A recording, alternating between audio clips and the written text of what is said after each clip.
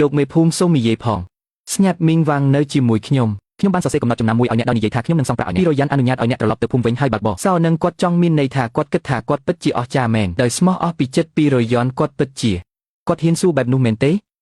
មិនអីទេព្រោះគាត់ប្រសិនបើអ្នកចង់គណនាវាអ្នកអាចធ្វើវាបានក្នុងពេលតែមួយសូមលោកមេភូមិមេតាគាត់ចំណាំរឿងនេះផងត្រូវប្រកាសថាអ្នកមិនយកខុសសំបីតែមួយចំណុចកាមេរ៉ាគាត់បាននេសាទពីចេញសរុបចំនួន12ដងយោងតាមតម្លៃលក់ដុំរបស់ទីក្រុងចំនួន80មួយជីន500ក្រាមយ៉ាងហោចណាស់50យ៉នក្នុងមួយជើងខ្ញុំនឹងផ្ដល់តម្លៃឲ្យអ្នកចំនួន36,000សម្រាប់គាត់បានបំបីកាបូបរបស់ខ្ញុំ3នៅពាក់កណ្ដាលអាទិត្យសោការពីចោរកម្មសោលុយនឹងការដំឡើងថ្លៃសេវាគឺ2,000ហើយសរុបគឺ38,000ឲ្យគាត់$1,000ហើយឲ្យគាត់រៀបចំវ៉ាលើសពីនេះសូមសរសេរការសុំទោសដែលសរសេរដោយដៃលិខិតនោះត្រូវបានអានចំនួន3ដងតាមឧបករណ៍បំពងសម្លេងនៅចំពោះមុខភូមិទាំងមូលខុសហើយទាំងពីរមានវត្តមានខ្ញុំនឹងសាកល្បងអ្នកម្ដងទៀតមិនថាត្រូវត្រឡប់ទៅវិញឬអត់ទេទាំងពីរឥឡូវនេះស្ថិតនៅកន្លែងដាំហើយខ្ញុំកំពុងពិចារណាឡើងវិញថាតើត្រូវត្រឡប់ទៅវិញឬអត់អ្នកបានរវាទាំងអស់ហើយ38,000នាក់បន្ថែមការសុំទោសជាសាធារណៈមាន2ចំណុចចូលយើងនិយាយអំពីវានៅពេលដែលយើងមានអ្វីគ្រប់យ៉ាង38,000ហេតុអ្វីបានជាគាត់មិនប្លង់វាខ្ញុំទើបតែចាប់បានត្រីខូចមួយចំនួនពីគាត់ហេតុអ្វីបានជាគាត់ត្រូវការបង្គាច្រើនម្ល៉េះការជំរិតទារប្រាក់ពីរបីលើកមុនខ្ញុំប្រញាប់ទៅទីនោះនៅពេលព្រឹកព្រលឹមខ្ញុំបានឃើញអ្នកកំពុងដឹកមនុស្ស2នាក់នៅលើឡានក្រុងថងត្បាញធំយ៉ាងហោចណាស់មួយថង50ឬ60ជីនមានតម្លៃ80យ៉នមួយជីន500ក្រាមការធ្វើដំណើរមួយដងចំណាយអស់ជាង4,000អ្នកបាននេសាទអស់រយៈពេល7 ខែហើយ12សូម្បីតែការត្រឡប់មកវិញក៏ត្រូវបានចាប់ដើម្បីចំនួនពិតជាមិនបានសុំអ្វីច្រើនជាងនេះទេមានតែប៉ុណ្ណឹងទេពួកគេផ្គត់ផ្គង់ផលិតផលស្រស់ដល់យ៉ាងធំទំនិញទាំងអស់មានតម្លៃជាង80យ៉នក្នុងមួយជីនអ្នកខ្ញុំបានលក់វាដោយសម្ងាត់រយៈពេល2 ខែជាសំណាងល្អវាមានន័យថាមាននរណាម្នាក់កំពុងព្យាយាមជំរិតទារប្រាក់ពីអ្នកមិនសមហេតុសមផលទេអ្នកទាំងអស់គ្នានៅខាងគាត់មិនអីទេខ្ញុំទើបតែចាប់បានបង្គាតូចមួយចំនួនក្តាមក្រៅពីនេះខ្ញុំធ្លាប់មានចិត្តល្អចំពោះគាត់នៅតែមានភាពក្លាហានក្នុងការកញ្ញាព័ត៌មានលម្អិតបែបនេះជាមួយខ្ញុំបាត់ចាស់ឬអត់កាមេរ៉ាសុវត្ថិភាពរបស់ពួកគេបានថតវាបានវាត្រូវតែបញ្ជាក់ឲ្យច្បាស់ប្រសិនបើវាពិតជាការឡើងដល់ចំណុចមួយដែលខ្លាចជាកម្លាំងប៉ូលីសពន្ធនាគារលួចបូករួមទាំងចិត្តណាការខូចខាតទ្រព្យសម្បត្តិមិនមានន័យថាអ្នកត្រូវបង់ប្រាក់សំណងនោះទេវាចប់ហើយអ្នកអាចសម្រេចចិត្តដោយខ្លួនឯងថាត្រូវធ្វើអ្វីចប់ហើយអ្វីពិតជាចប់ហើយ38,000អ្នកឈួតហើយ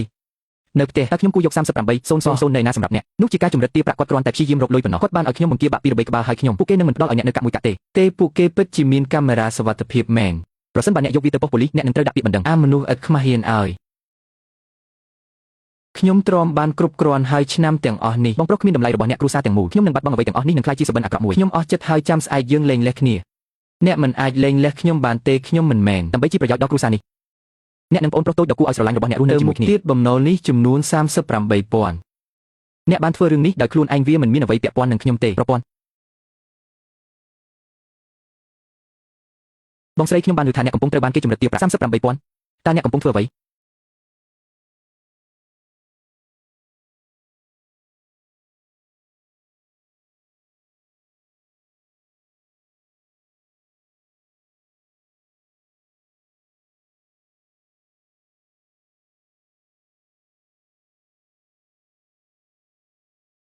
លោកម្ចាស់ខ្ញុំមានដំណោះស្រាយមួយតើអ្នកកំពុងព្យាយាមបង្កើតអារៈប្រភេទណាឥឡូវនេះចូលយើងប្រកូល Shenzhen ទៅឲ្យគាត់បន្ទាប់មកសូមពិចារណាចំនួន38,000ជាសំណងកាន់នេះឥឡូវនេះវាត្រូវបានសម្អាតទាំងអស់គិតមើលទៅចេនម៉ូឥឡូវនៅជាមួយរាជធានីខេត្តហើយកែធំកំពុងសហការគាត់នឹងទទួលបន្ទុកចាប់ពីពេលនេះទៅគាត់ត្រូវតែជាបុរសមានបំផុតនៅក្នុងភូមិរបស់យើងធានស្រស់ស្អាតហើយក្មេងជាងវ័យទៀតផងវាសមរម្យណាស់ចេនម៉ូធ្លាប់បានឃើញនាងពីមុនមកគាត់តែងតែចាត់វិធានការដើម្បីចាប់ផ្ដើមការសន្ទនាចាប់ពីពេលនេះទៅយើងនឹងក្លាយជាឪពុកម្ដាយក្មេករបស់នាងជាងហ្វីយើងជាម្ចាស់ពាក់កណ្ដាលនៃស្រះបង្គានាពេលអនាគតនៅពេលធ្វើអាជីវកម្មនឹងទិញផ្ទះដោយខ្លាចគ្មាននរណាម្នាក់អាចជួយបាននេះជាជំហានដ៏ម៉ឺងម៉ាត់មួយស្ថានភាពឈ្នះធានមានសេរីភាពហើយឥឡូវនេះប្រសិនបើនាងចង់អ្នកកំពុងមានទំនាក់ទំនងស្នេហាវាមិនមែនជារឿងបង្ខំទេកុមារតើក្មេងស្រីតូចម្នាក់ដូចនាងដឹងអ្វីខ្លះអាពាហ៍ពិពាហ៍ដែលរៀបចំដោយឪពុកម្ដាយនិងអ្នកគូកងខ្ញុំទទួលបន្ទុកក្រៅពីនេះចេនម៉ូឥឡូវនេះទទួលបានជោគជ័យហើយមែនហើយគាត់នឹងរីករាយនឹងជីវិតដ៏ប្រណីតបន្ទាប់ពីរៀបការជាមួយគ្រួសារនោះគ្រួសារជាច្រើនសង្ឃឹមយ៉ាងមុតមមចំពោះរឿងនេះយើងមិនទាន់អាចសង្ឃឹមលើវានៅឡើយទេបញ្ហានេះត្រូវបានដោះស្រាយរួចរាល់ហើយមិនអីទេ